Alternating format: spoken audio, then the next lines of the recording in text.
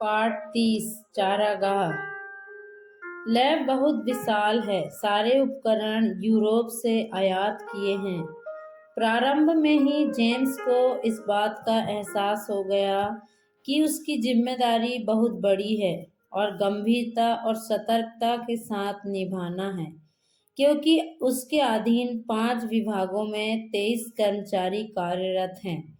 बहुत जल्दी उसे यह समझ में आ गया कि जिस लैब के निर्देशक के रूप में उसने कार्यभार संभाला है, उसके अधीन काम करने वाले 5 विभाग के मुखिया उससे भी अधिक फुर्तीले और अनुभवी हैं। किंतु उसने उस शाश्वत परमेश्वर की बलवंत भुजाओं में शरण लिया, जो उसकी शैक्षणिक योग्यताओं और अनुभवों से परे उसकी सहायता कर सकता था। जल्दी जेम्स का ध्यान सिडोनियो की तरफ गया, जो वायरोलॉजी विभाग में टेक्नीशियन था। हमेशा उत्साहित और सबसे हंसते बोलते रहने वाला सिडोनियो। वह बड़ी चौड़ी नाक, बड़े बड़े कान और घुंघराले बालों वाला चुस्त युवक था। आमतौर पर मोजाम्बिक के लोग ठंडे होते हैं। उन्हें कोई बात समझाना बड़ा मुश्किल होता है। उनमें समझने की शक्ति बेहद कम होती है। उनमें बहुत कम लोग कुछ अलग होते हैं। सिडोनियो उनमें से एक है। सिडोनियो की एक महिला मित्र है, एमसेल, कंपनी में रिसेप्शनिस्ट लिब्रा। कभी कभी सिडोनियो बहुत प्रसन्नचित्त दिखाई देता है, जिसका अर्थ है कि आज लिब्रा से उसका झगड़ा नहीं हुआ है। सिडोनियो, मुझे एक पेंतिकोस्त कलीसिया का पता बताना। चार्ज लेने के प्रथम दिन ही उसने सिडोनियो से कहा। हाँ हाँ सेनियोर, universal church of kingdom of God में जाकर वहाँ के पास्टर से परिचय करा दूंगा। फासिला वहीं जाती है। कल शाम को ही चलते हैं। सिडोनियो के पास हर बात का उत्तर तैयार रहता था। सीनियोर शब्द किसी पुरुष को आदरपूर्वक संबोधित करने के लिए इस्तेमाल किया जाता है।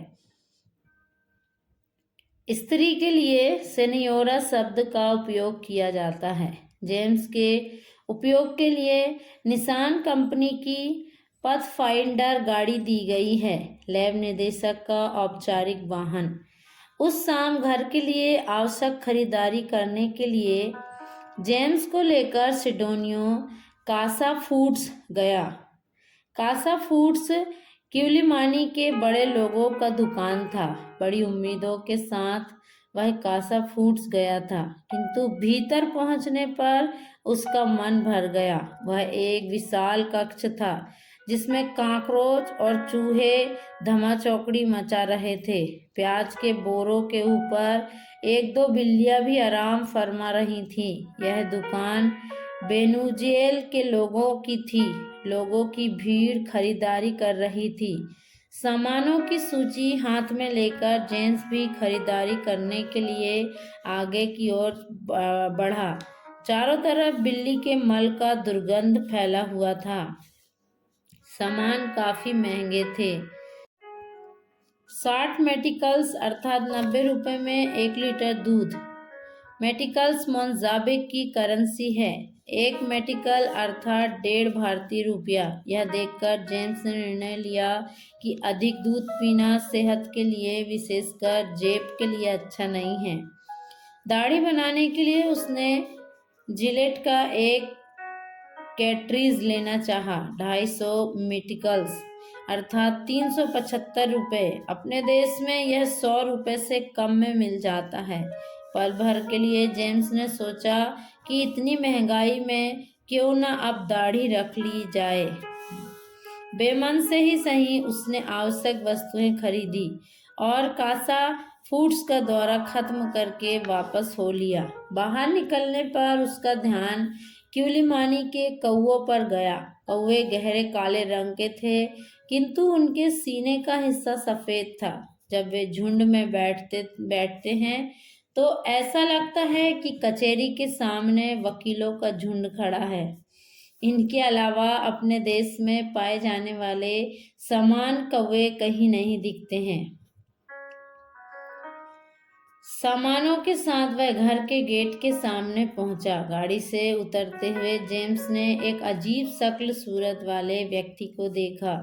वह मार्कस के किसी जोकर के समान दिख रहा था। तू दू बैंग। जेम्स को समझ में नहीं आया कि वह क्या पूछ रहे हैं। वह लियोनल है, दूसरे विला का रहने वाला। गाड़ी में से उतरे बिना सिडोनियो ने धीमे से कहा। जेम्स ने अपने पड़ोसी पर दृष्टि डाली। मुश्किल से 5 फुट लंबाई होगी, पके संतरे का सा रंग। उसके दोनों पैरों पर अलग अलग रंग के जूते थे। उसका पैंट भी घुटने और एड़ी के बीच तक ही था। लंबे बाल, गले में अलग अलग रंग और आकार के मोतियों की माला, हाथ की अंगूठियों में चांदी और तांबे की अंगूठियां, कुछ उंगलियों में उनकी संख्या 1 से अधिक थी।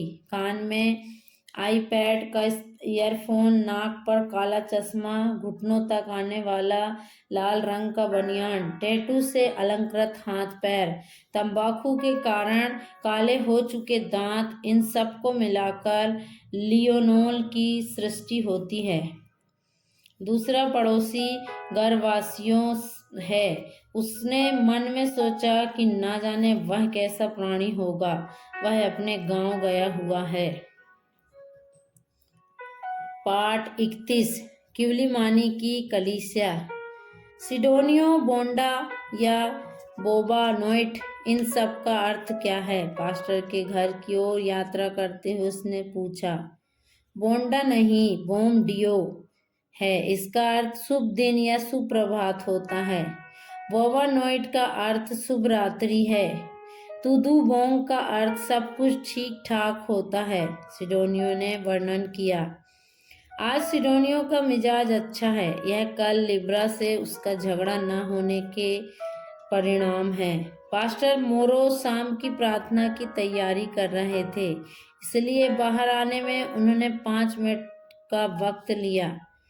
लोबाडो सेजा ओ सेनेहोर, प्रभु को महिमा मिले। बाहर की ओर आते हुए पास्टर ने अभिवादन किया।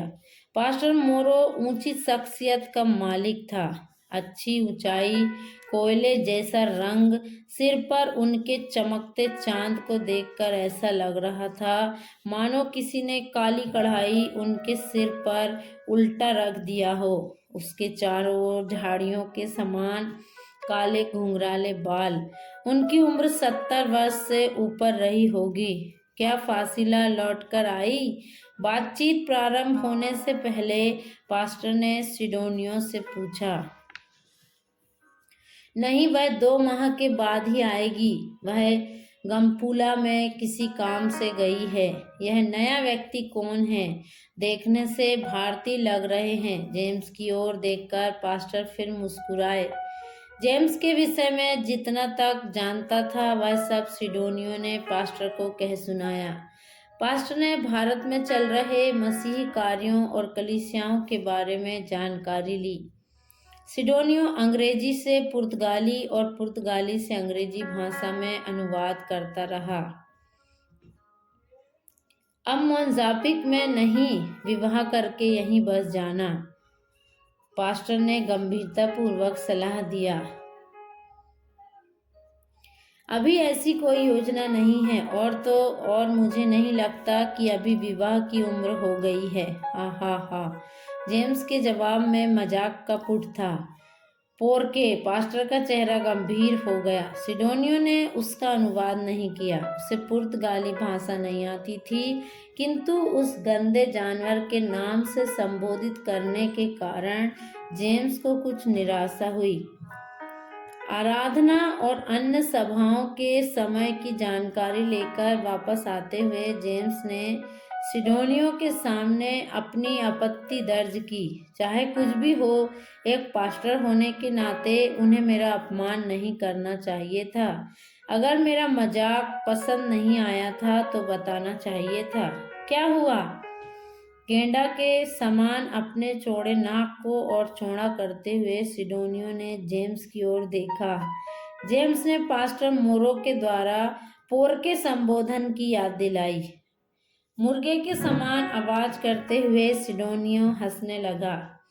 सीनियोर, वह आपको पोरके कहकर संबोधित नहीं कर रहे थे, बल्कि वह आपको पोर क्यों कह रहे थे। इसका अर्थ है क्यों। उनका पूछने का अर्थ था कि मोजाम्बिक में विवाह क्यों नहीं कर सकते हैं। आप क्यों कह रहे हैं कि विवाह की उम्र नहीं हुई है। उनका प्रश्न यही था। जब बोंडा और पोर जैसे शब्द समस्या बन गई, तब जेम्स को एहसास हुआ कि उसे थोड़ा बहुत पुर्तगाली भाषा सीख लेना चाहिए। शुरुआती दिनों में जेम्स ने एक और मूर्खता किया। मोजाम्बिक के अधिकतर नाम मसीह नाम थे, परंतु यह आवश्यक नहीं कि वे मसीही हैं। कई मुसलमान भी मसीह नाम रखते हैं। मसीह होने के भ्रम में जेम्स ने कई लोगों से बातें की, किंतु बाद में उसे समझ में आया। अध्याय 32। एडवार्डो। कई महीने बीत गए। नए माहौल में जेम्स रम गए थे। सहकर्मियों को भी नए लैब निर्देशक भा गए थे। ऐसा एक निर्देशक पाकर उन्हें काफी प्रसन्नता हुई जो उन मोजाम्बिक वासियों का आदर करते और उनसे प्रेम करते थे। दोपहर के भोजन के लिए लैब से बाहर निकलते समय अस्पताल के पास से जोर जोर से बातें और डांट डपट की आवाज सुनकर जेम्स उस ओर चले गए। अस्पताल के पास स्थित मंडाल कंपनी के सेल्स मैनेजर ऊंची आवाज में डांट लगा रहे थे। अस्पताल की ड्यूटी नर्स बार बार डिस्कुल्प, माफ कीजिए, डिस्कुल्प कह रही है। कारण पता करने पर जेम्स को लगा कि एडवार्डो का डांटना जायज है। मंडाल एक बहुत बड़ी कंपनी थी जिसके पास हजारों हेक्टर नारियल के बाग, नारियल तेल निकालने की फैक्ट्री, साबुन की फैक्ट्री आदि थी। एडवार्डो उस कंपनी का एक महत्वपूर्ण अफसर था।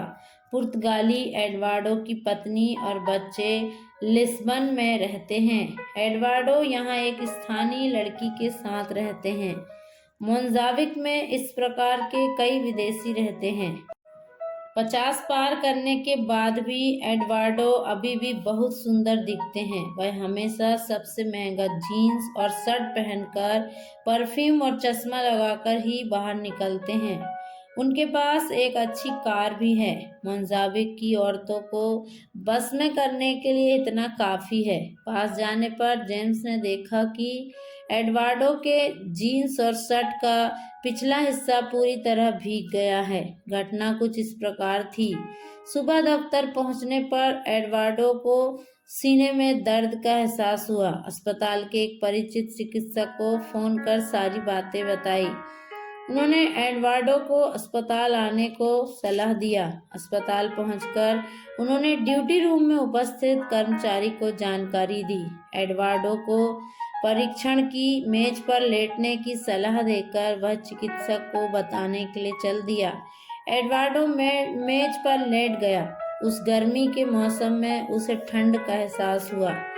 डॉक्टर का इंतजार करते हुए उन्हें महसूस हुआ कि वह ठंड अब नमी में बदल रहा है। उनका जीन्स और शर्ट पूरी तरह भीग गया था। उसी समय ड्यूटी नर्स का आगमन हुआ। उससे ही उन्हें वह सन्न कर देने वाली खबर मिली। कुछ समय पहले एक ग्रामीण वृद्ध का आकस्मिक निरीक्षण कक्ष में लाया गया था। 2 दिन से उन्हें मूत्र विसर्जन की समस्या थी। चिकित्सकों के अथक प्रयास के कारण अंततः सफलता मिली। मेज पर लेटे लेटे ही उन्होंने पेशाब कर दिया था। ड्यूटी नर्स अभी अभी उन्हें बाहर लेकर गई थी और मेज साफ करने का प्रबंध कर रही थी। इसी दौरान दुर्भाग्यवश एडवार्डो सीने में दर्द की शिकायत लेकर पहुंचे थे। उस समय वहां उपस्थित कर्मचारी इस घटनाक्रम के विषय में अनभिज्ञ था। एडवार्डो के महंगे जीन्स और शर्ट ने उस मेज पर से पूरे पेशाब को सोख लिया था। कोई इतना पेशाब कैसे कर सकता है? अपने सीने के दर्द को भूलकर असभ्य भाषा में सबको गाली देते हुए एडवार्डो वहां से चले गए।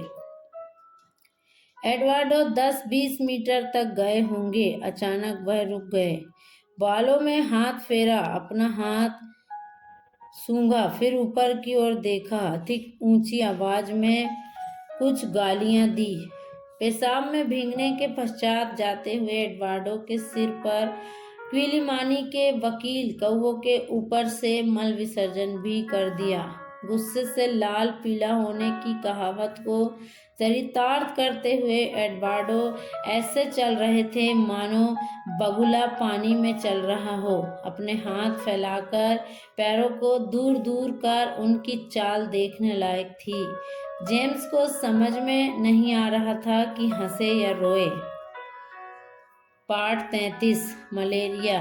दूसरा पड़ोसी भी छुट्टी बिताकर वापस आ गया था। वर्षियों लंगड़े का दोस्त, अंधे के समान, लियोनल के लिए उपयुक्त साथी, किंतु लियोनल से कुछ अधिक लंबा है, 6 फीट से अधिक लंबाई, लाल चेहरा, लंबी नाक, उस पर हमेशा रहने वाला काला चश्मा मानो वेल्डिंग कर चिपका दी गई हो। बाल तो सबसे अधिक विचित्र हैं। बालों की जटा बन गई है। जटा के बालों को 1-1 सेंटीमीटर चौड़े लटों के रूप में बढ़ाया गया है। कुछ विशेष रीति से उन्हें पीछे ले जाकर बांध दिया गया। इन जटाओं में अलग अलग रंग के मोती पिरोए गए हैं। दाहिना कान छेद कर उसमें एक लटकन लटकाया गया है। दोनों हाथों में तांबे के कड़े, अंगूठों में तांबे की अंगूठियां, उंगलियों के बीच हमेशा जलने वाली सिगरेट। शर्ट और हाफ पैंट उनकी वेशभूषा थी। हाफ पैंट कम से कम 10 साल पुराना होगा। दोनों पैरों में कैटरपिलर कंपनी के जूतों के ऊपर मोतियों की माला पहनाई गई है। सुबह सुबह यह सोचकर स्वयं पर तरस खाते हुए जेम्स लैब की ओर चलने लगा कि उसके दोनों ही पड़ोसी एक से बढ़कर एक हैं। घर से लैब तक की दूरी तय करने में 2 मिनट से भी कम समय लगता था, इसलिए वह कभी भी घर जाने के लिए गाड़ी नहीं लेते थे। गाड़ी हमेशा लैब के सामने ही खड़ी रहती थी। अचानक जेम्स को सुबह सुबह थकावट का अनुभव हुआ। शरीर में दर्द भी है। सिर दर्द बढ़ता जा रहा है। सुबह का नाश्ता उल्टी कर दिया था। ठंड जैसी लग रही है। हो सकता है मौसम बदलने के कारण हो रहा हो। बर्फीले मौसम बदलकर अब ग्रीष्मकाल शुरू हो गया है। अव्यवस्था का अनुभव होने के कारण जेम्स कार्यालय से बाहर नहीं आए। फाइलों का निरीक्षण करते हुए बैठे रहे। अपनी कुर्सी पर अधलेटे वह सोचने लगे, क्विलिमानी में आए हुए 4 महीने हो चुके हैं। परमेश्वर के लिए विशेष कुछ कर नहीं पा रहा हूँ। स्थानीय भाषा से अनजान होना एक बहुत बड़ा कारण है। यह सोचकर उनका मन व्यथित हुआ कि रविवारी और अन्य दिनों की प्रार्थना सभाओं में शामिल होने तथा अस्पताल पहुंचने वाले अत्यधिक गरीब रोगियों के विषय में पता चलने पर मदद करने के अलावा और कुछ विशेष नहीं कर पा रहे हैं। दोपहर के पश्चात जेम्स की तबीयत पूरी तरह खराब हो गई। ठंड और कपकपी लगने लगी। डॉक्टर कार्लोस को फोन करके जानकारी दी। उन्होंने कहा कि वह लैब तक आ ही रहे हैं, तब देख लेंगे। 15 मिनट के भीतर डॉक्टर कार्लोस आ पहुंचे। उन्होंने विस्तृत जांच की। लैब के टेक्नीशियन को बुलाकर तुरंत ही रक्त परीक्षण करने के लिए कहा। भाग्यशाली, उम्मीद के अनुसार लॉटरी निकली है। मलेरिया है। यह मोजाम्बिक में रहने की न्यूनतम योग्यता है। लैब के रिपोर्ट को देखकर मुस्कुराते हुए डॉक्टर कार्लोस ने कहा, कोई बात नहीं, आराम करना। फार्मेसी से दवाई निकलवा लो। दवा की पर्ची लिखकर उन्होंने सिडोनियो के हाथ में थमा दिया। जल्दी सिडोनियो वापस आ गया। फार्मेसी में मलेरिया की दवा नहीं है। स्टॉक खत्म हुए 2-3 दिन हुए हैं। सिडोनियो बाहर के दवा दुकानों में भी गया था, वहाँ भी यह दवा नहीं है। बाकी दवाइयाँ मिल गई हैं। ओह, मैं भूल गया था, अब क्या करें? डॉक्टर कार्लोस ने सिडोनियो की ओर देखा। काश की फासिला यहाँ होती, उसके पास हमेशा मलेरिया की दवा रहती है। वह अब तक गम्पूला से नहीं लौटी है। सिडोनियो असहाय हो गया। नहीं सिडोनियो, वह आ गई है। परसों सुबह मैंने उसे कासा फूड्स में देखा था। उसने कहा था कि 2 दिन के लिए नम्बूतेवा जाएगी, हो सकता है वापस आ गई हो, तुम पता करो। उन्होंने पुनः सिडोनियो को भेजा। 1 घंटे के पश्चात सिडोनियो वापस आ गया। सीनियोर फासिला कल सुबह की बटेंड में ही वापस आएगी। मैंने उस तक जानकारी पहुंचाने का प्रबंध किया है।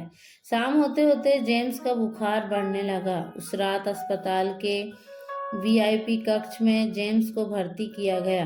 वीआईपी कक्ष अस्पताल के उच्च अधिकारियों और अन्य सरकारी अधिकारियों के लिए था। रात में बहुत देर तक सिडोनियो भी साथ में था। यह फासिला कौन है? उस दिन पास्टर मोरो भी तुमसे पूछ रहे थे, जेम्स ने सिडोनियो से पूछा। फासिला बेरा की निवासी है। यहाँ पर WHO के साथ कार्यरत फैमिली हेल्थ इंटरनेशनल के वरिष्ठ संयोजक के रूप में कार्यरत है। वह मेडिकल टेक्नोलॉजी में स्नातक है। अच्छी नौकरी मिलने के बावजूद उसे गांव में जाकर भाषा सिखाना, बीमारों की सहायता करना, लोगों को जागरूक करना, सुसमाचार सुनाना ही पसंद है। क्या करें? मैं होता तो उतनी अच्छी नौकरी मिलने पर यह सब कुछ छोड़कर चला गया होता। सीनियोर वह बहुत धनी है। उसकी बातचीत से मुझे पता चला है कि उसके पिताजी बहुत बड़े आदमी हैं। फार्मेसी के पीछे FHI लिखा हुआ छोटी सी इमारत है ना, वही उसका कार्यालय है। उसके भीतर एक छोटा विश्राम कक्ष और रसोई घर भी है। उसका रहना सोना सब उसी में होता है। उसके अपार्टमेंट में जाना ही नहीं होता है। जाने का समय ही कहाँ है? सिडोनियो, रात बहुत हो चली है, तुम अपने घर जाओ, जेम्स ने घड़ी देखते हुए कहा। नहीं सीनियोर, मैं यहाँ बैठता हूँ। आपकी तबीयत भी तो ठीक नहीं है। सिडोनियो रात में रुकने की तैयारी से आया था। नहीं, अब कुछ ठीक लग रहा है। अगर कुछ जरूरत पड़ेगी तो मैं नर्सिंग स्टेशन से किसी को बुलवा लूँगा। जेम्स के आग्रह करने पर सिडोनियो वापस अपने कमरे में चला गया। आधी रात बीती होगी। जेम्स की तबीयत काफ़ी खराब हो गई। सांस लेने में काफ़ी दिक्कत हो रही है। शरीर बुखार से तप रहा है। भीतर कपकपी भी है। गला सूख रहा है। करवट लेने में भी दिक्कत है। क्या आज रात कुछ होगा? जेम्स को मन ही मन भय लगा। हल्की नींद आने पर भी डरावने स्वप्नों से नींद टूट जा रही है। काश कि उठकर फोन के पास तक जा सकता। उसने मौन रहकर प्रार्थना किया। उन ऊंचाइयों की ओर देखकर प्रार्थना करने लगा जहां से उसे सहायता मिलनी थी। वह मेरे हाथों को लड़ने और युद्ध करने के लिए तैयार करता है। एक बुरे स्वप्न के अनुबंध के रूप में कोई कह रहा है। धीरे धीरे जेम्स पर बेहोशी छाने लगी। पानी के जहाज के हॉर्न की आवाज सुनकर उसकी आंख खुली।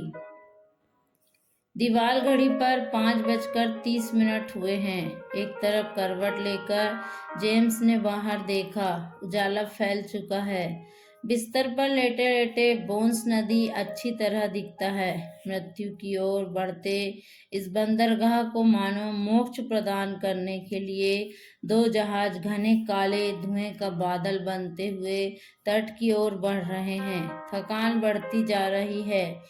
ठंडी हवा कंबल के भीतर घुसकर शरीर में कंपन उत्पन्न कर रही है।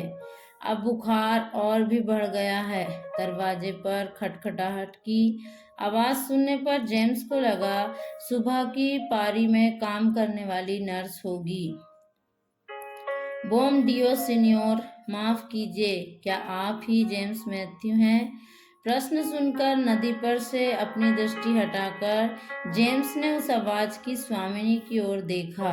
सिर पर स्कार्फ बांधे हुए एक युवती मुस्कुराते हुए दरवाजे पर खड़ी थी।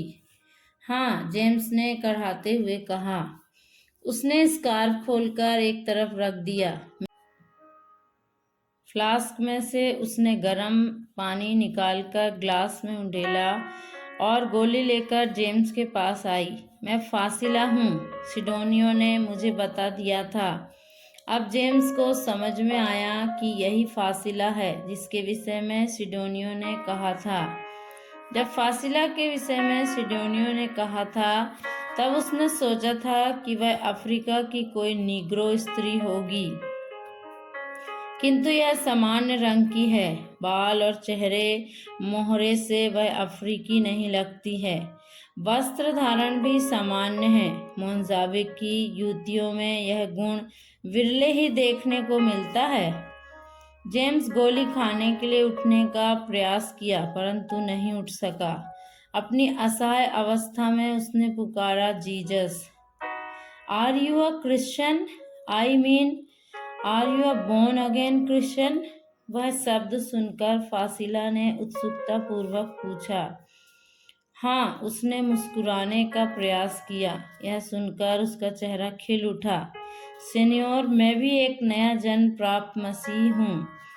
जेम्स को गोली देने के पश्चात उसके पलंग की तरफ कुर्सी खींचकर उस पर बैठते हुए उसने कहा, अब कैसा लग रहा है? मैं आज ही सुबह नाव से नमुतेवा से आई हूँ। उत्तर के रूप में जेम्स हल्का सा मुस्कुराया। अपने बैग से थर्मामीटर निकालकर उसने जेम्स का बुखार मापा। ओह, यह तो बहुत ज़्यादा है। वह बाहर जाने के लिए उठी। Mister James, how are you now? Doctor Carlos की आवाज़ सुनकर जेम्स ने दरवाजे की ओर देखा। फासिला डॉक्टर कार्लोस को लेकर आई थी। जांच के उपरांत उन्होंने जेम्स के चेहरे की ओर देखा। अरे, घबराने की कोई बात नहीं है, यह तो मलेरिया का सामान्य लक्षण है। फासिला के पास जरूरी दवाइयाँ हैं, मैं कुछ और गोलियाँ भिजवा दूंगा। थकावट है ना? मैं बोतल लगा दूंगा। 1-2 दिन में सब कुछ ठीक हो जाएगा। डॉक्टर कार्लोस बात कर ही रहे थे कि फासिला ड्यूटी नर्स को लेकर आई। उसने गोली और अन्य दवा वगैरह लेने के बाद बोतल चढ़ा दिया। उसके पश्चात डॉक्टर कार्लोस वापस चले गए। फासिला वहीं ठहरी रही। जेम्स ने उसकी ओर देखा। उसके होठों पर अब भी वही मुस्कान बरकरार है जो आते समय भी था। घंटे भर में उसने पूरे कमरे को व्यवस्थित कर दिया। फ्लास्क में गर्म पानी भर कर रख दिया। दूसरे फ्लास्क में कॉफ़ी लेकर आई। वह बाहर से रंग बिरंगे फूल लेकर आई। उन्हें उसने गुलदान में सजा दिया। बीच बीच में बिस्तर के पास आकर वह उसके माथे पर हाथ रखकर बुखार मापती। वह अन्य युवतियों से कुछ भिन्न थी। जेम्स ने जाना कि किसी बीमार को जब किसी की प्रेम पूर्ण सेवा और देखभाल प्राप्त होती है तो उसे कितना अच्छा लगता है। 8 बजे सिडोनियो आ पहुंचा। अरे फासिला, तुम कब आई? दरवाजे पर ही उसने पूछा। मैं सुबह ही आई हूँ, पर सिडोनियो, तुम अब तक कहाँ थे? इन्हें इतने बुखार में छोड़कर अपने घर जाकर सो गए। यह तुमने अच्छा नहीं किया। नहीं सीनियोर, जेम्स ने जिद करके मुझे घर भेज दिया था, वरना मैं तो। परंतु तुमने बिल्कुल भी ठीक नहीं किया। अच्छा ठीक है, तुमने लिब्रा के लिए जो सामान मंगवाया था वह मैं लाई हूँ। बैग में से एक पैकेट निकालकर उसने सिडोनियो की तरफ बढ़ाया। अपने मित्र को प्रसन्न करने का सामान हाथ आ जाने पर उसकी आंखें चमकने लगी। कितना मेटिकल्स हुआ? सिडोनियो ने हिसाब करना चाहा। वह मैं फिर कभी ले लूंगी। मैं जानता हूँ तुम पैसे नहीं लोगी, इसलिए मैं तुमसे कुछ नहीं मंगवाता हूँ। सिडोनियो ने प्रेम पूर्वक शिकायत किया। अच्छा जाने दो सिडोनियो, तुम कम से कम दोपहर तक सीनियोर के साथ रहना। मुझे जरूरी काम से 1-2 जगह जाना है। दोपहर के पश्चात मैं आ जाऊंगी। और हाँ, रात को तुम्हें यहाँ होना है। कल के जैसे धोखा मत देना। अपना बैग लेकर फासिला खड़ी हुई। सीनियोर, यही उसका स्वभाव है। वह पानी में पड़े सोडियम की तरह है, इधर उधर भागती फिरती। खाली बैठना उसको नहीं आता है। खाली बैठने से वह पागल हो जाती है। उसके चले जाने पर सिडोनियो ने कहा। दोपहर ढलते ढलते बुखार कुछ कम हुआ। अपने वादे के अनुसार फासिला वापस आई। उसके हाथों में सेब और संतरा वगैरह थे।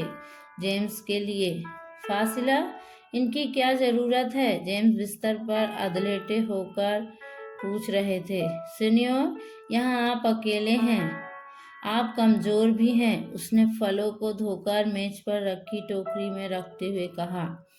शाम को डॉक्टर कार्लोस की पत्नी डॉक्टर सोनिया, उनकी बेटी ग्लोरिया, सभी जेम्स से मिलने आए। जेम्स की कमजोरी दूर होने लगी थी।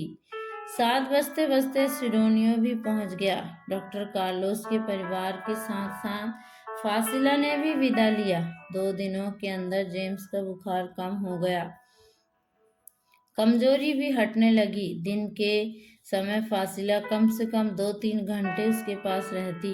कभी कभी डॉक्टर कार्लोस की बेटी ग्लोरिया अपना गिटार लेकर आती और मधुर संगीत के साथ पुर्तगाली और स्पेनी गीत गाती। शाम के समय सिडोनियो भी आ जाता। मलेरिया के बावजूद जेम्स को ऐसा लगा मानो अपने घर में माँ और बहन जैसी के साथ बैठा है। 5वें दिन जेम्स को डिस्चार्ज कर दिया गया। कुछ कमजोरी थी, फिर भी वह फिर से काम में जुट गया। उसकी दिनचर्या पहले जैसी ही चलने लगी। Praise the Lord. प्रभु आप सबको आशीष दे।